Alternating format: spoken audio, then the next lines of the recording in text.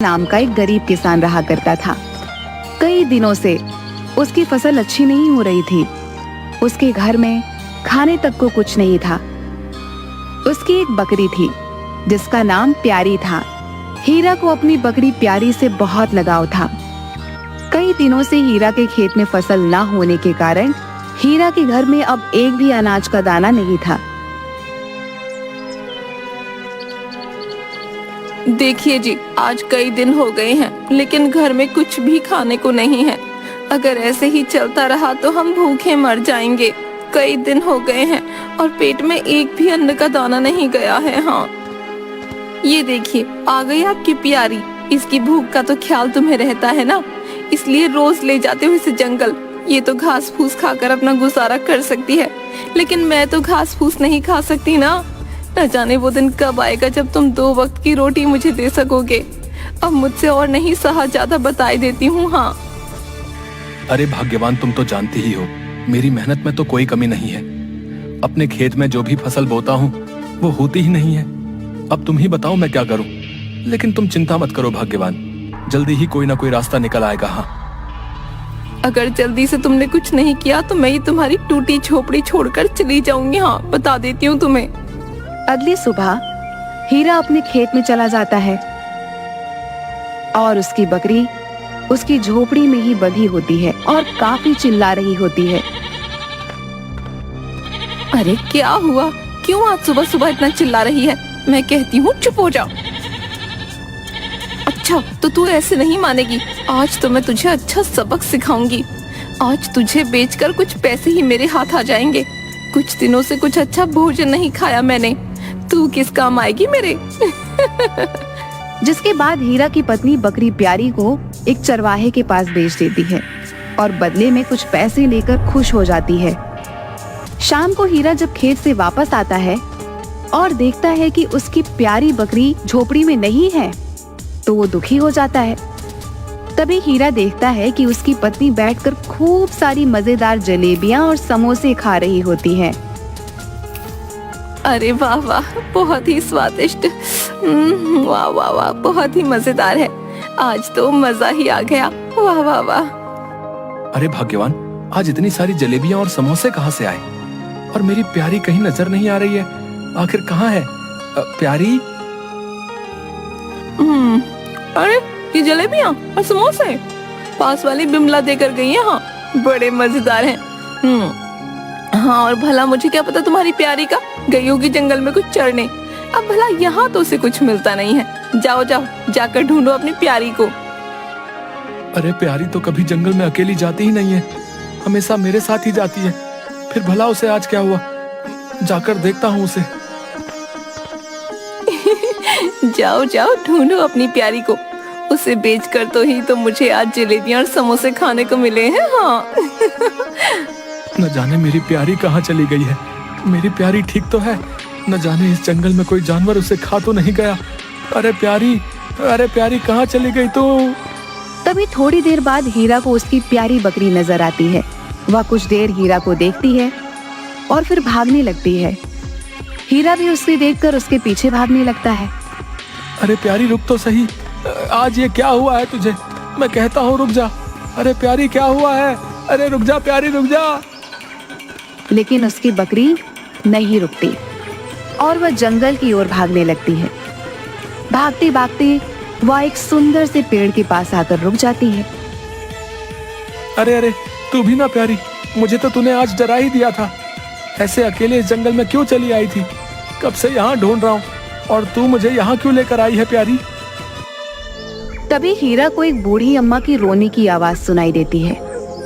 हीरा थोड़ा हैरान हो जाता है और आगे चलकर देखता है कि एक बुढ़िया जिसके बहुत ही लंबे लंबे घने काले चमकदार बाल होते हैं, उसी सुंदर से पेड़ के पीछे बैठकर रो रही होती है।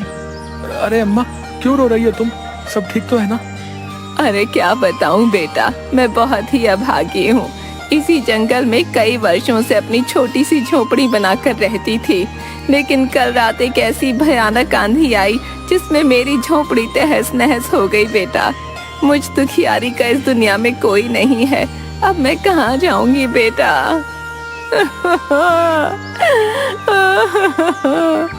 अरे अम्मा, तुम रोती क्यों हो? तुम दुखी मत हो अम्मा। तुम मेरे साथ मेरे घर चलो। मैं बहुत गरीब हूँ। न जाने तुम्हें शायद 2 वक्त की रोटी भी बहुत मुश्किल से मिल पाएगी। अरे वाह बेटा, तू कितना नेक दिल इंसान है। आज से तू ही मेरा बेटा है। मैं बहुत बूढ़ी हो चुकी हूँ। तेरे घर जो मुझे भोजन मिलेगा मैं उसमें ही संतुष्ट हो जाऊंगी। बेटा, मुझे अपने साथ अपने घर ले चल। अच्छा तो ठीक है माँ, तुम मेरे घर में मेरी माँ बनकर ही रहना। मुझे बहुत खुशी होगी। तभी उसकी पत्नी हीरा के साथ बूढ़ी अम्मा को देखकर वो बहुत गुस्सा हो जाती है। अरे अरे अरे, आज ही किसे ले आई तुम? क्या देखते नहीं हो? आखिर मैं कहती हूँ कौन है ये बुढ़िया और तुम्हारे साथ क्या कर रही है? अरे भगवान, आज से ये अम्मा मेरी माँ है और हमारे साथ ही रहेंगी। जैसी भी रूखी सूखी रोटी हम खाते हैं माँ भी वही खा लेगी। इनका इस दुनिया में कोई नहीं है, इसलिए मैं इन्हें जंगल से अपने साथ ले आया। अरे वाह वाह, ये भी कोई बात हुई भला? क्या जानते नहीं हम दोनों का ही गुजारा कितनी मुश्किल से हो पाता है, और एक और मुसीबत लेकर आ गए। अच्छा अच्छा भाग्यवान, अब गुस्सा मत करो। आज से ये ही मेरी माँ है। इनका इस दुनिया में और कोई नहीं। जाओ, रसोई में जो भी खाने को हो वो अम्मा के लिए ले आओ। खुद एक वक्त की रोटी नहीं खा पाते, ऊपर से ले आए इस अम्मा को यहाँ। अरे घर में तो कुछ नहीं है सिवाय कुछ चावल के दानों के। भला उनसे इस अम्मा का पेट थोड़े ही भरेगा। तुम भी न जाने किसे ले आए। खुद एक वक्त की रोटी नहीं खा पाते हैं, ऊपर से ले आए इस अम्मा को यहाँ। अरे बेटिया, मैं उन थोड़े से चावल के दानों से ही अपनी भूख मिटा लूंगी। तुम दुखी मत हो, मुझे बस वही चावल के दाने लाकर दे दो। अच्छा अच्छा ठीक है, लाकर देती हूँ तुम्हारे लिए चावल के दाने। मैं भी तो देखूं भला, बहुत ही कम मात्रा में चावल के दानों से तुम अपनी भूख कैसे शांत करोगी। तभी हीरा की पत्नी अंदर रसोई में जाती है और एक पतीले में जिसमें बहुत ही कम चावल के दाने होते हैं अचानक से चावल के दानों से भर जाता है, जिसे देखकर वह हैरान रह जाती है। अरे अरे, ये कैसे हुआ? ये तो एक चमत्कार है। हाँ, इतने सारे चावल के दाने। अरे वाह वाह, मेरी तो कुछ समझ में नहीं आ रहा। तभी वहाँ पर हीरा आ जाता है और ये सब देखकर हैरान हो जाता है। अरे भाग्यवान, ये कैसे हुआ? इतने सारे चावल के दाने।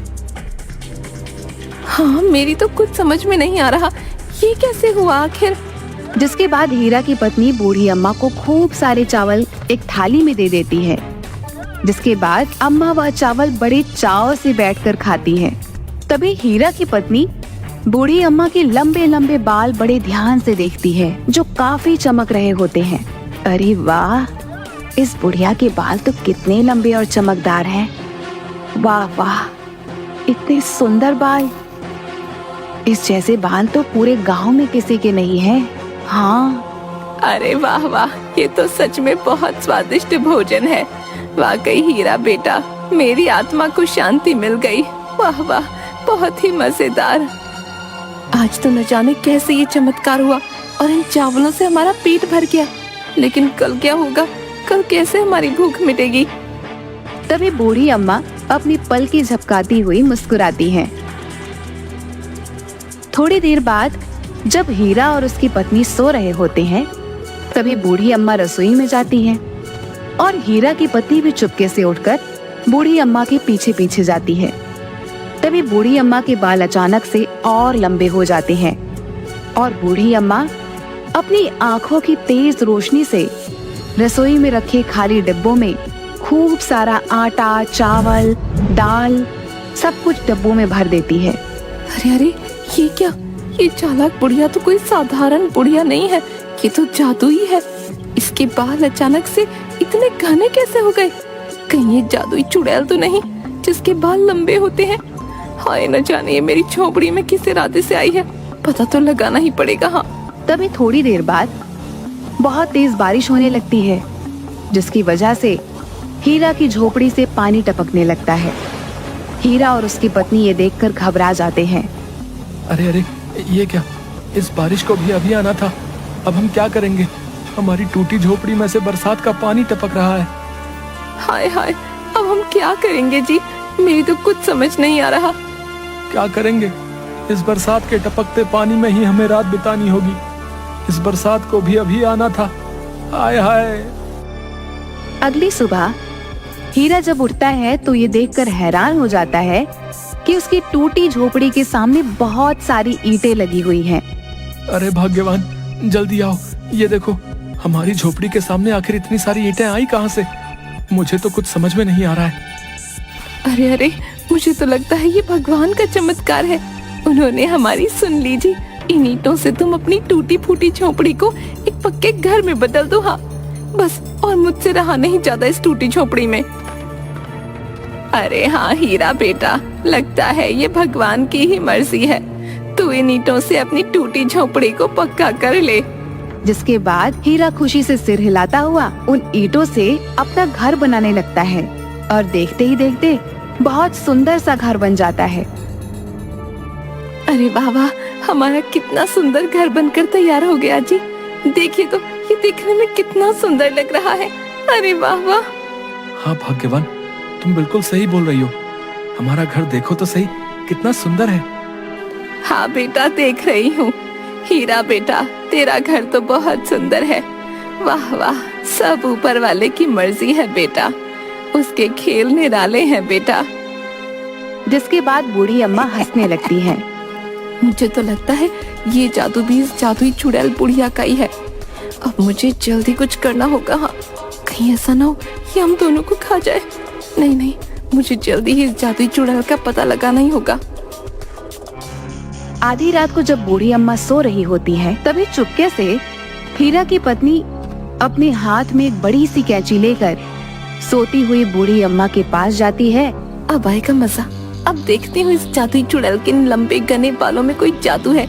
मैं इसके ये बाल ही काट दूंगी। हाँ फिर देखती हूँ कैसे दिखाती है अपना जादू।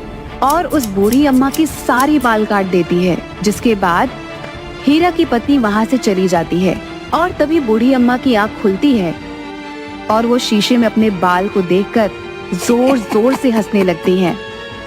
अरे ये पगली भी ना बहुत ही नासमझ है।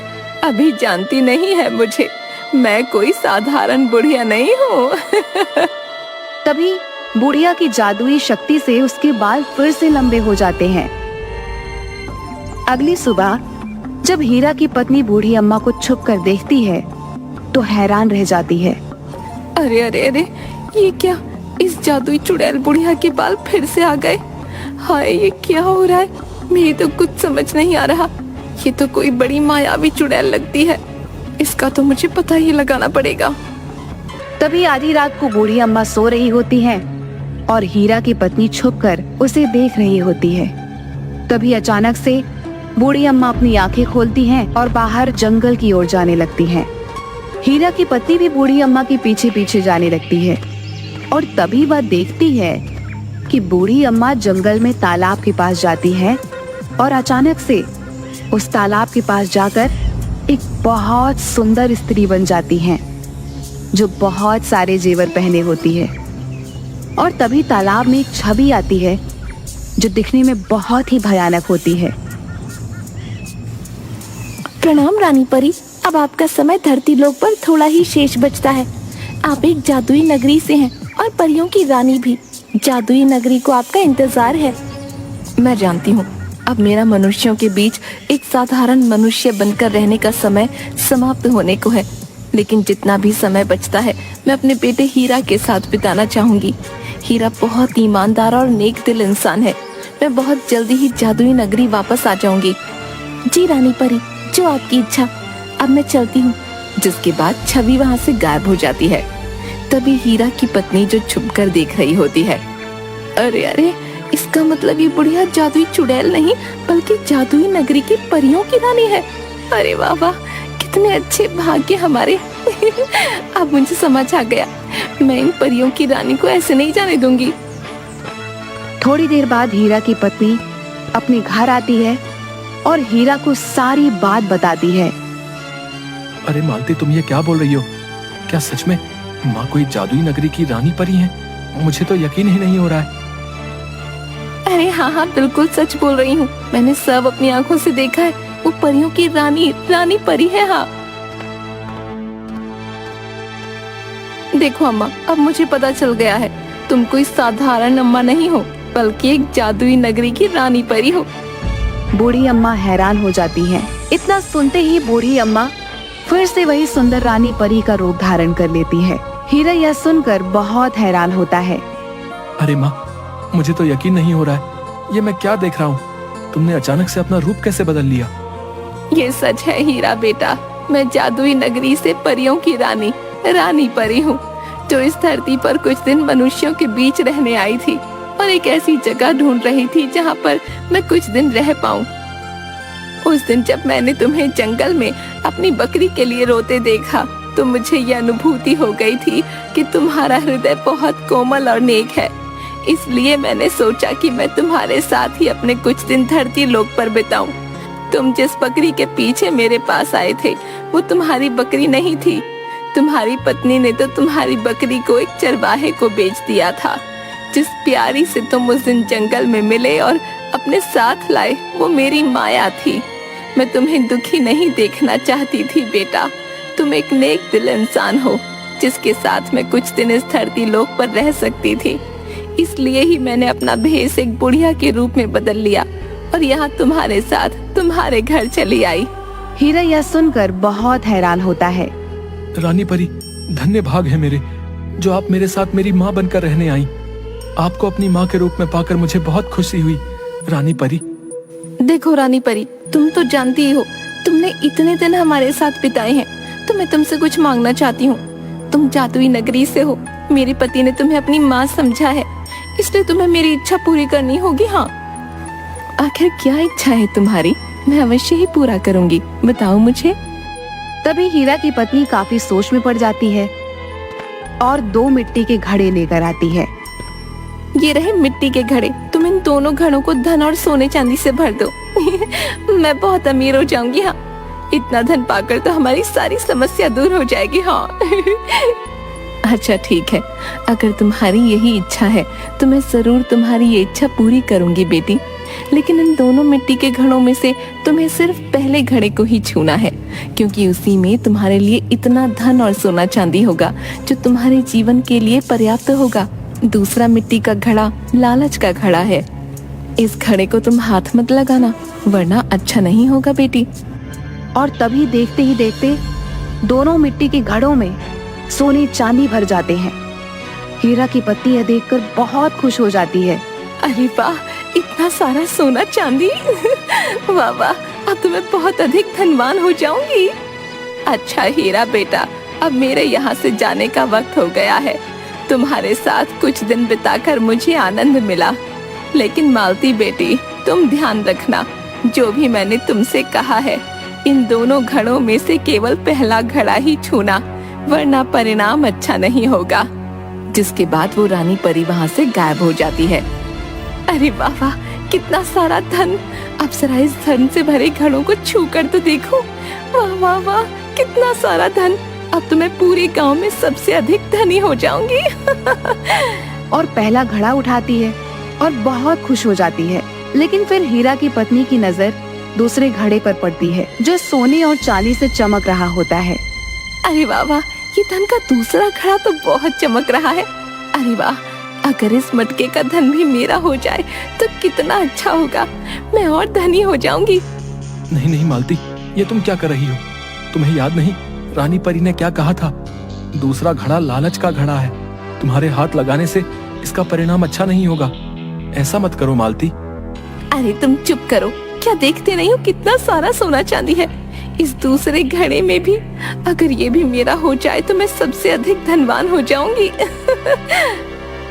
जिसके बाद हीरा की पत्नी जैसे ही वह घड़ा उठाती है, अचानक से सारा सोना चांदी काले रंग के कीड़ों में बदल जाता है। अरे अरे, ये क्या हो गया? हाय हाय हाय, सही कहा था रानी परी ने मुझे, लालच के घड़े को हाथ नहीं लगाना चाहिए था। हाय हाय, मेरे अधिक धन पाने के लालच के कारण ही ये सब हुआ। ये तुमने क्या किया मालती? रानी परी ने कहा था दूसरा घड़ा मत छूना, लेकिन तुम्हें तो सबसे धनवान होना था। देखा तुम्हारे लालच ने क्या